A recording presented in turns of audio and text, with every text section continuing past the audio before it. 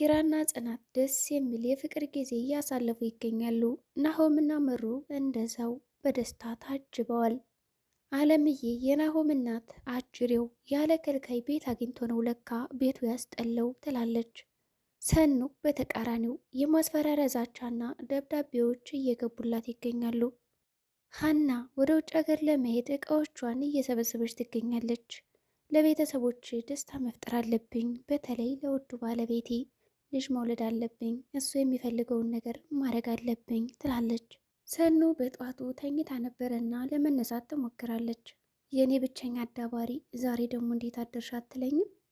ተመስገን አምላኬ ወይ ትላለች ትራሱን። ነገ አዲስ ቀን ነው። ለምንድን ነው ግን ሰው ተነስቶ አልጋውን ማንጠፍ የሚፈልገው እያለችም ነበር። ግን የኔ የብቸኝነት ህይወት መቼ ነው የሚያበቃው? ሁሌ በባዶ ቤት መተኛት ማደር። ደግሞ እኮ ይህ ሳቄ ስንቱን ነገር ችሏል መሰላችሁ? እህቴ ግን መቼ ነው የምትመጪው? እያለች እያወራች ተነሳች አልጋዋ ላይ። ጠዋት ሆነና ወደ እነ ጽናት ቤትም አመራች። ሴቶቹ ተሰባስበዋል። ጽናት ኪራ ስለሰራላት ቁርስና አንዳንድ ነገሮችን ማጫወት ጀመረች። በጣም ደስ የሚል ጊዜ ነበር እያለችም እየነገረቻቸው ነው። ምሩም ህይወታችን አዲስ ጣዕም አመጣ፣ እያገኘ ነው። ጠዋት ስነሳ ሳቅ በሳቅ ታጅቤ ነው የምነሳው ትላለች። ጽናትም ይህንን ደስታችን ያቆይልን ትላለች። ሰኑ እናንተ ደስ ስላላችሁ እኔ በጣም ደስ ብሎኛል ትላቸዋለች። ምሩም ጥያቄ ጠይቃን ነበረ፣ ግን ሰኑ አንቺ ጓደኛ የለሽም ብላት ነበር። አሁን ላይ የለኝም ነፃ ነኝ ትላለች። እንዴ እንደዛማ ማለት የለብሽም፣ ጊዜ እኮ አይጠብቅም ይሄዳል፣ መያዝ አለብሽ እያሉ እየመከሯት ይገኛሉ። ሰኑም እኔ እኮ ወንዶች ወደ እኔ ሲመጡ ፊቴን ኮስኮስ አድርጌ ነው ሌላ ፊት ነው ማሳያቸው ትላለች። ምሩም አይሆንም እያለቻት ነበር። ትልቅ ልጅ ነሽ። ሰኑም በእርግጥ ብቸኝነቴ ይደብረኛል ትላለች። ጽናትም ይህ ሁሉ ነገር በእህትሽ ምክንያት ነው አይደል ብላ ብትጠይቃትም በቃ ብላ ተነስታ ጥላቸው ሄዳለች። ጽናትም አንቺ ግን በህይወትሽ ሰው ለማስገባት አስቢበት ብላታለች። ሰኑም ፍቅር ለኛ አይሆንም ስትል ነበር። ለእኛ ቤተሰብ አልተፈቀደም። ሳቋን የነጠቃትን እህቴን እያየው እንዴት። ጽናትም በሳቋና በደስቷ ውስጥ ብዙ ሀዘኖች ይዛለች ትላለች። ብዙ ስብራት ይዛለች። ኪራና ናሆም በመንገድ ላይ ተገናኙና ከአለምዬ ከናሆም እናት ጋር ነይ ወደ ቤት ሂጅ እያሉ ይገለግሏታል። ኪራ ከዚህ ሰፈር መጠሽማ ቤቴን ሳታየው አትሄጂም እያላት ነው። አለምዬም እዚህ እኮ የጓደኛችን ሚስት ወልዳ እሷን ልጠይቅ መጥቼ ነው ትለዋለች። ቢሆንስ ማሚ ቤትሽ ነው እኮ አይተሽኝሽ ይላታል። ልጅሽ የወደቀበትን አታይም ብሎ እንደምንም አድርጎ ወደ ቤት ይወስዳታል። በመጀመሪያ ግን እሷ እኔ እኮ ሰው ማስጨነቅ ይሆንብኛል እያለች ነበር። እሱማ ልክ ነህ፣ ድንገት እኮ መጥቼ እንዳላጨናነቃችሁ ብዬ ነው። ናሆም አንቺ ነሽ ለሰው የምትጨነቀው ይላል። ዝም በል አንተ፣ በሰው ቤት ቀስቀሳ ያጫውተዋል፣ ገባ ብለሽ ትወጫለች ብሎ ይዘዋት ይሄዳሉ። ኪራ ስልክ ደወለና እንግዳ መጥቷል ስር የሆነ ነገር ይላታል። ጽናት ተሰባስበው ቡናውንም ምኑንም እየጠጡ ነው። ቆንጆ ቡና ነው ትላለች። ኪራ ማምዬ ቤቴን እንዴት አየሽው ይላታል። በጣም ቆንጆ ነው ብላ ታሞካክሰዋለች። አንተስ እናት መቼ ነው የምትመጣው ትለዋለች።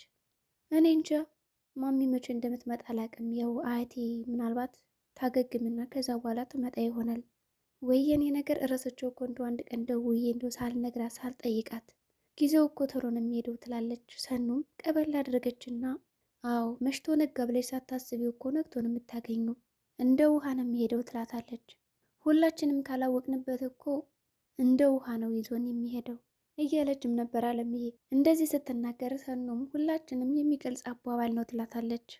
አይ ድሮም እኮ ተጫዋች ነኝ አሁን እርጅና መጣ እንጂ ትላለች። ናሆም እንዴ የምን እርጅና ነው ገና ልጆችን ታጫውሻለች ይላታል።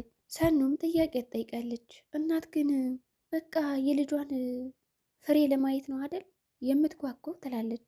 ጽናትም አዎ ቤተሰቦቻችን እኮ ከእነሱ ህይወት ቀንሰው ለልጆቻቸው የተሻለ ህይወት ለመመስረት ነው የሚታገሉት የሚጥሩት ትላለች። የሚኖሩትም አለምዬም ምክሯን መለገስ ጀምራለች። ይኸውላችሁ ለዛም ነው ውለዱ እያል ነው። ወላጆቻችሁ ጥሩ ቦታ ሰው ማየት ይፈልጋሉ። ውለዱ ክበዱ። ግን ምን ያደርጋል የዚህ ዘመን ልጆች እኮ ስልጣኔ ነው መሰለኝ ያው የምትባሉትን አሰሙም። ስትመክሩ በቃ ልትቀበሉት አትችሉም። ይኸውላችሁ ስትኖሩ እንደ እርግብ የዋህ እንደ እባብ ሁኑ ትላቸዋለች።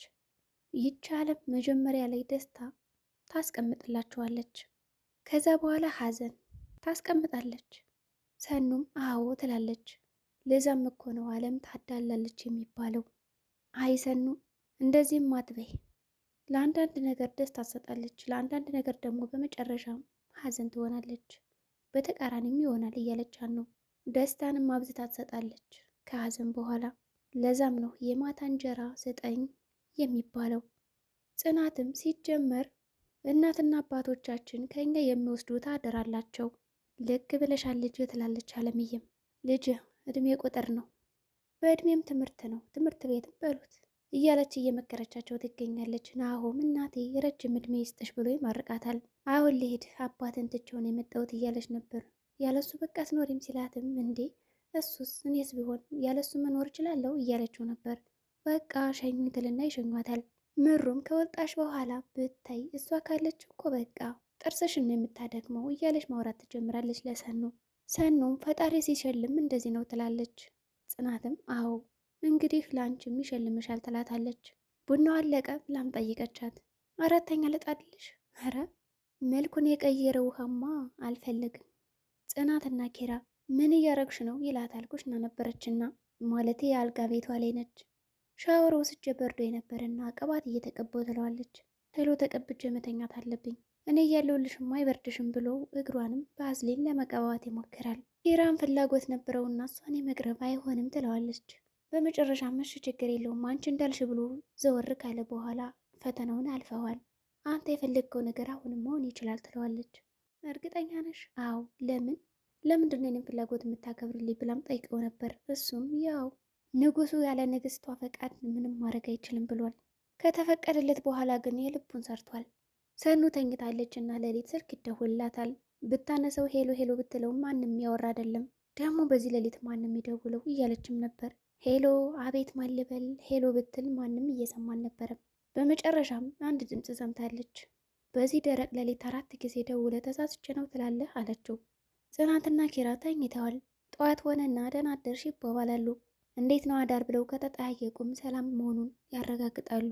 አሁንም ማፍረሻል እንዴ አይኔን እኮ እያየሽው አይደለም ይላታል ኪራ። አልለቅሽም እያለም ነበር። በቃ ተነስቼ ቁርስ መስራት አለብኝ ስትለው ቆይ እንጂ እያለን ነበር። ሰን እኮ ትመጣለች ሲሉም ነበር። ኪራና ሀና በረንዳ ላይ ይገናኛሉ። ሰላም ሀና የጠፋ ሰው ይላታል። እንዴት ነው ብላ ሰላምታ ከተለዋወጡ በኋላ በሰላም ነው የጠፋሽው ብሎ ይጠይቃታል። ኪራ የት ነበርሽ እንዴ ነግሬህ አይደለም እናቴ ጋር እንዳሄድኩ በኋላ እናወራለን ትለዋለች። በቃ አሁን ጽናትን ላይ ነው የመጣሁት እዚህ ቤቱን እኮ አገኘሁት ትለዋለች። ኪራም በቃ ችግር የለውም ሂጂ ግቢ ጽናትን ብቻዋን ናት ይላታል። በሌላ በኩል ሰኑና ጽናት እያወሩ ነው። ምን ሆነች ነው ትላታለች። በጥርስሽ እኮ ነው እያየሽኝ ያለሽው። አይ ምንም ትላለች ጽናት። አየሁት ልብሽ ያጠፋውን ነገር። ምኑ? ከአንገትሽ ላይ ያለው ነው። ጉንዳን ነድፎኝ እኮ ነው ይማ ብላ ጥላት ትሄዳለች። ናሆምና ኪራ ካፌ ውስጥ ተቀጣጥረዋል። ኪራ በደስታ ታጅቦ ለናሆም ደስታውን ያካፍለዋል። እኔና ጽናት እኮ አብረን አደርን ይለዋል። ታዲያ ምንድን ነው የአዲስ ነገር ነው እንዲህ አብሮ ማደር ይላል ናሆም። አረ አይደለም ሌላ ነገር ብሎም ይነግረዋል። ናሆም በሳቅ ይታጀባል። ይኸውልህ ጽናት እኮ በጣም ነው የምትወደህ በጣም ነው የምታፈቅረህ ይለዋል። ጽናትና ሀና ማውራት ጀምረዋል። እኔና ኪራ እኮ ሳንመጣ ቀረን አይደል? ምን ሆነሻል? ችግር የለውም ቤታችን ራሱ እኮ ጠብቃችሁልናል። ከዚህ በላይ ምን ታረጊ ትላታለች። ይህኔ እንዴት እናገኘው ነበር ቤቱን? እሺ እናትሽ እንዴት ነች? ኢንፌክሽኑ ሙሉ ለሙሉ ድኖላታል። ደግሞ ሳልነግረሽ የሚኪ ቤተሰቦች እኮ ሙሉ ለሙሉ መጡ ሆስፒታል ሊጠይቋት። እኔ አላምንም ትላለች ጽናት። ደስ ይላል በጣም ሚኪ ራሱ እናቱን ከብዙ ዓመት በኋላ አቅፎ ሲያለቅስ በጣም ነው የተደሰትኩት ትላለች። ሀናም ለእኔ ብሎ መኪና የነበረውን በባዶ እግሩ ሲሄድ ድሃ ሆኖ ሲሄድ ለእኔ ብሎ ነበር ብዙ ነገር ያደረገው እያለች ማውራት ቀጥላለች። ሚኪ እኮ ሳይሰናበታችሁ ሄደ እንጂ ወደ ውጭ ሀገር ሄዷል ትላታለች። መቼ? የዛሬ ሳምንት ሐሙስ። እኔም ምቀይን ይዤ ወደ ሚኪ ሄዳለሁ። እሱን ልከተል ነው። ልጅ ለመውለድ ደግሞ ምርመራም ማድረግ አለብኝ እያለች በሀዘን ሆና እያወራቻት ነው። ጽናትም እያጽናናቻት ነው። የእሱን ፍላጎት ለማለለት አልቻልኩም ደግሞ አደርገዋለሁ ትላለች። ሰኑ ወደ ቤት ከተመለሰች በኋላ ደብዳቤ ታገኛለች። ማን ነው ደግሞ በወረቀት እዚህ ጋር ያስቀመጠው?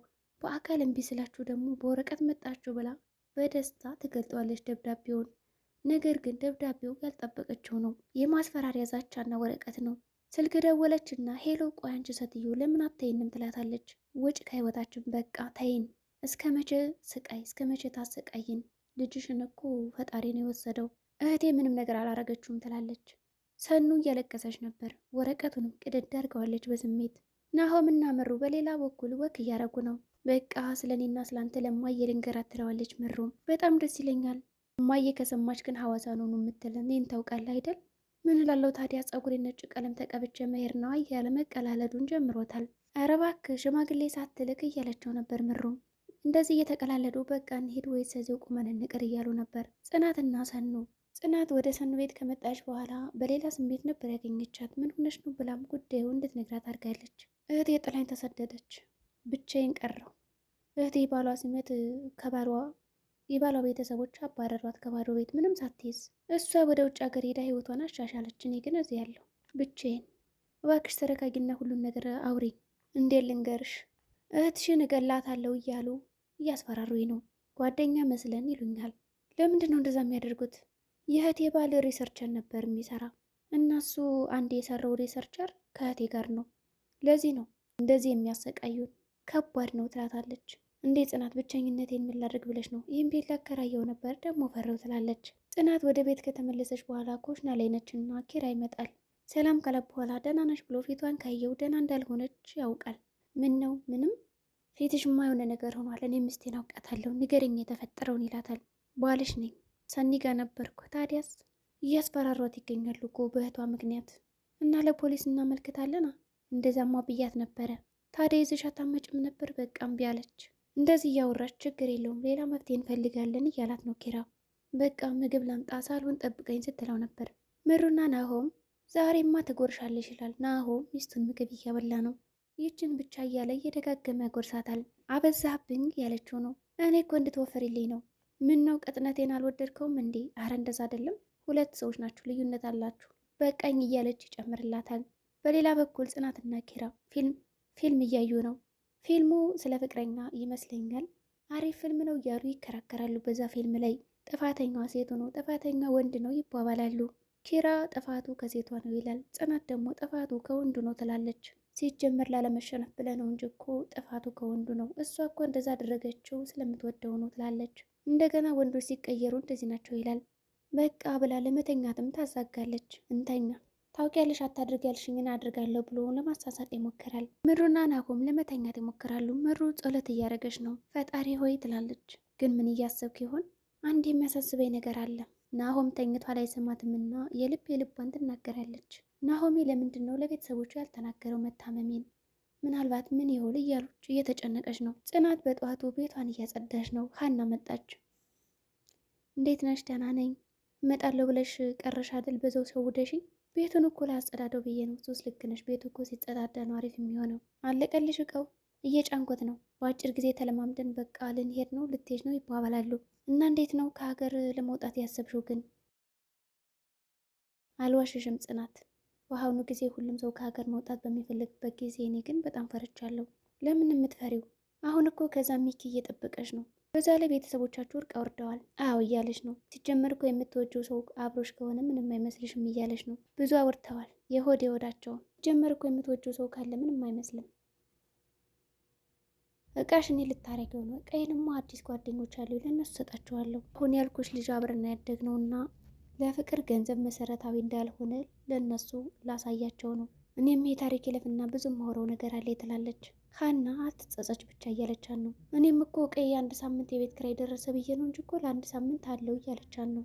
ይህ ከሆነማ ፕሮግራም እናዘጋጃለን ትላለች። ጽናትም አዎ ይኖራል እያለች ነበር። በቃ እቀውን ልየው ብላ ወጣለች። ድራማው በዚህ ነው የተቋጨው። ሰላም ጤና ይስጥልኝ ቻናል ቤተሰቦች። ለዚህ ቻናል አዲስ ከሆናችሁ ሰብስክራይብ በማድረግ ተቀላቅሉላል።